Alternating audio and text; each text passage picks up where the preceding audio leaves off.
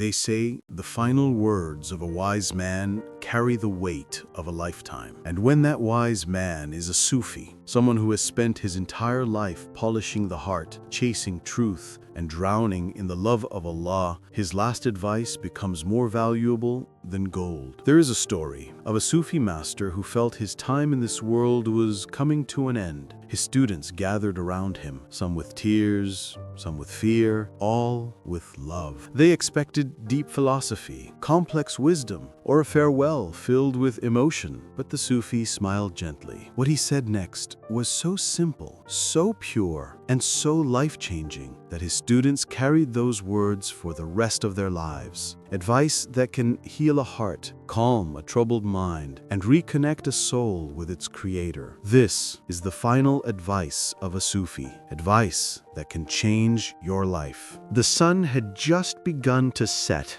as the disciples gathered around their beloved Sufi master. The room felt heavy, not with fear, but with a quiet sadness. They knew their teacher's days were nearing an end. This was the man who had guided them through storms of doubt, taught them how to tame their hearts, and showed them how to see Allah in everything. He lay on a simple mat, his face glowing with serenity, as if he had already seen what awaited him beyond this world. His students leaned in, expecting deep secrets, hidden knowledge, or a grand final teaching. The Sufi opened his eyes, smiled gently, and whispered, "Sit close. The last thing I will tell you is the easiest to forget and the hardest to live." The disciples held their breath. Would he speak about prayer, about divine love, about the mystical journey of the heart? But the Sufi's voice remained soft and simple. "My children,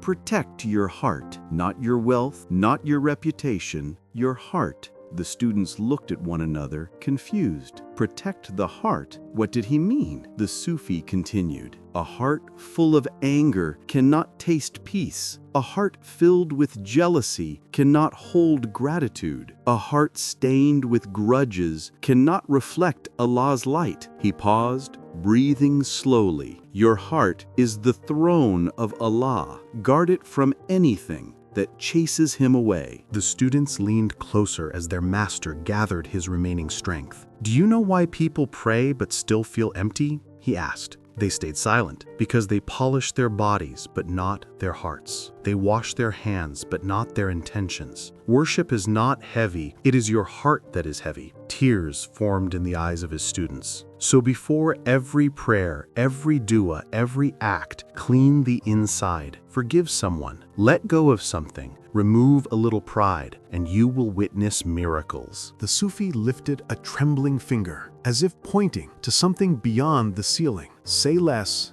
listen more. Complain rarely, be grateful always." He smiled softly. "You search for happiness in the world, but the world has none. Happiness is a guest that only enters a clean heart." His students wiped their tears. These were not just words, they were a lifetime of wisdom condensed into a single breath. The Sufi lifted a trembling finger, as if pointing to something beyond the ceiling. "Say less, listen more. Complain rarely, be grateful always." He smiled softly. "You search for happiness in the world, but the world has none. Happiness is a guest that only enters a clean heart." His students wiped their tears. These were not just words, they were a lifetime of wisdom condensed into a single breath. As the room filled with silence, the Sufi closed his eyes and said his final words. "Remember, if Allah lives in your heart, no pain can break you. And if the world lives in your heart, no blessing can satisfy you." With that, his breathing slowed, and the room filled with an indescribable peace. His students left that night, changed forever, carrying a simple but powerful truth. Protect your heart, and your heart will protect your life. The disciples sat quietly, but one of them finally found the courage to ask, "Master, how did you learn this wisdom?" The Sufi opened his eyes again,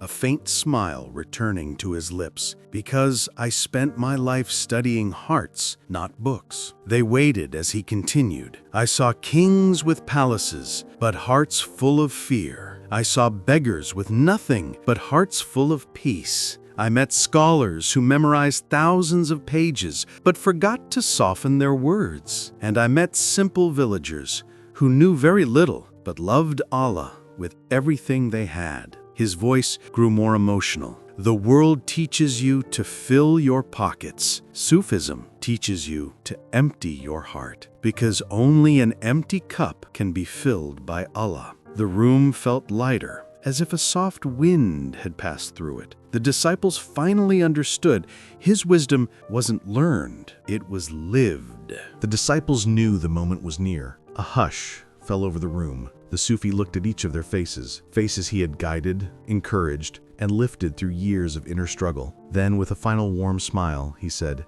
"Remember, the journey to Allah is not walked with the feet, it is walked with the heart." His eyes slowly closed, as though entering a peaceful sleep, and soon his soul returned to the one he loved most. The room was silent, but their hearts were full. His advice became a lantern they would carry for the rest of their lives.